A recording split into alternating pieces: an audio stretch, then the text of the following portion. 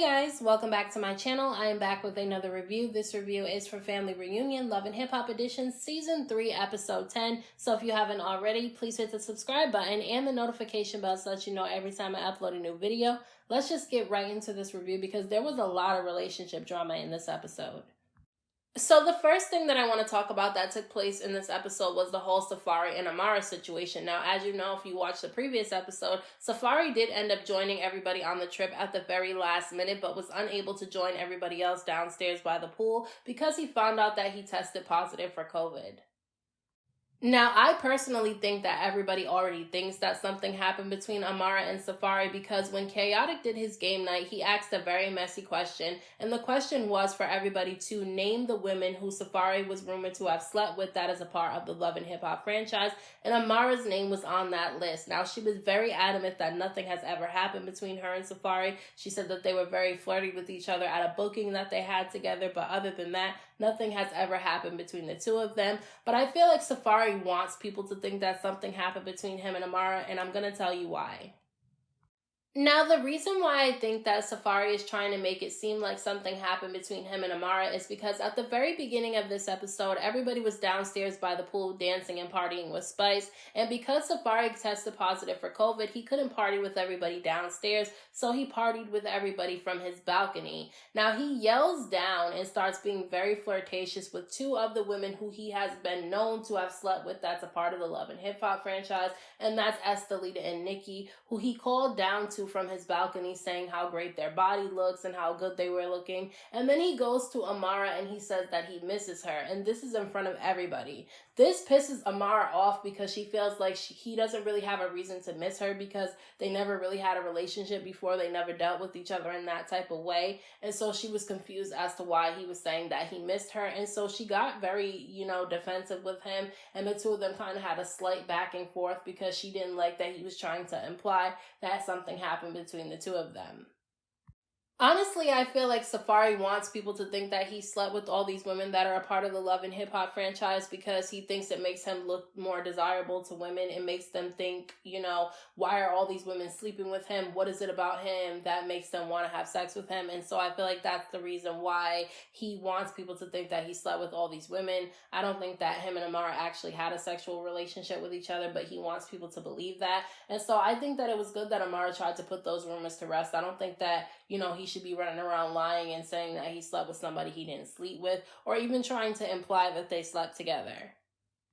Now, I honestly feel like Alexis Sky is not going to have any luck when it comes to relationships anytime soon because she just doesn't learn her lesson. Now, in this episode, she was acting like she really wanted to be in a relationship with Scrap, that she was willing to travel to be with him, and he let her know in this episode that he's not interested in being with just one woman.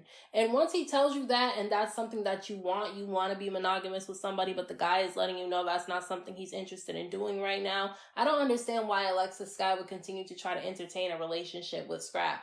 Like, it just doesn't make any sense to me. Now, she did say in this season that, she hasn't had the best of luck when it comes to relationship and she doesn't really pick good guys, but I think it's because she ignores the red flags. Even when they're right in front of your face and the guy's being honest with you and telling you how he is, you're still trying to go after him anyway. Now, Phresher ends up telling the guys that he wants to have a romantic dinner by the water with Jenn because the two of them have been really getting along on the trip, and he wants to let her know that he wants them to move to Atlanta. Now, I feel like he's being manipulative by doing this, and the reason why I say that is because he said that he had brought the Atlanta move to Jenn's attention before they came on the trip to Jamaica, and she said she didn't want to move to Atlanta. So now he's trying to butter her up by doing this romantic dinner just so that she'll say yes, and to me that comes off kind of manipulative. And then he says that he wants to go to Atlanta by himself first to get everything settled down there and then move Jenn and the kids down there with him. And to me, that's an immediate red flag because why do you want to go to Atlanta by yourself without your fiance and your children? That doesn't make any sense to me. And then he says that he wants to do it before they get married. And then the guys are like, hold up a second. You guys have been together for 24 years and you're still not married. And Phresher was saying that they're not ready to be married. How are you not ready to be married after 24 years?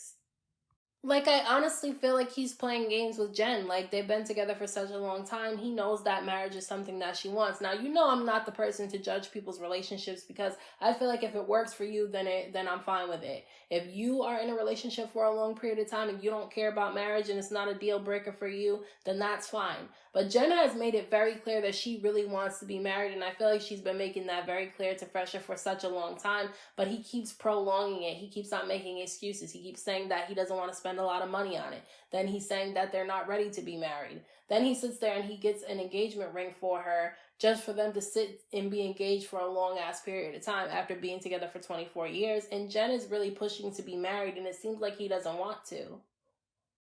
So when they end up going on this dinner, he starts being very sweet to her. He's pulling her a chair out. He's pouring her some champagne. He's being very complimentary of her. And then he throws it down on her that he wants to move to Atlanta. And once again, she says she doesn't want to move to Atlanta. She doesn't know anybody out there. He doesn't know anybody out there. Their kids don't know anybody out there. And she just does not want to pick up and move and go to Atlanta. She also stated that she doesn't trust that he'll be faithful in Atlanta. And I feel like that's Jen's problem right there. Because if you don't believe that he could be faithful with you guys moving to another state, then what makes you think he's going to be faithful in the state that you guys are living in right now? If you can't trust him that much, you should not be in a relationship with him, period. I do think that they have to earn your trust, but if they keep breaking your trust all the time, why stay in that relationship where you have to be paranoid about them cheating on you all the time?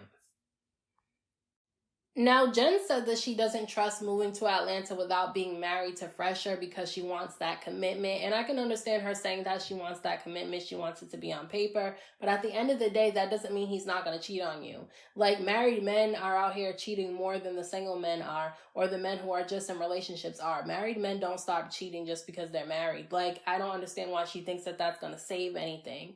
I honestly feel like, you know, if he doesn't want to marry her, he should just come out right and say it, because she's already wasting a lot of her time. And to me, it's weird because I feel like having children with somebody is more of a commitment than marrying somebody. She was good enough to be the mother of your children, but she's not good enough for you to marry. That doesn't make any sense to me, because when you have a child with somebody, you're connected for life.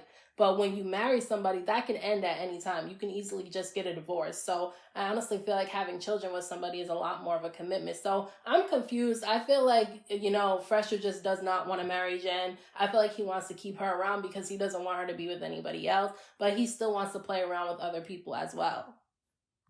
So those are my thoughts on this week's episode of Family Reunion Love and Hip Hop Edition. Let me know what you guys thought about this episode down in the comment section. Don't forget to hit that like button for me. I appreciate it. Don't forget to subscribe to my channel for more videos and hit the notification bell so that you know every time I upload a new video.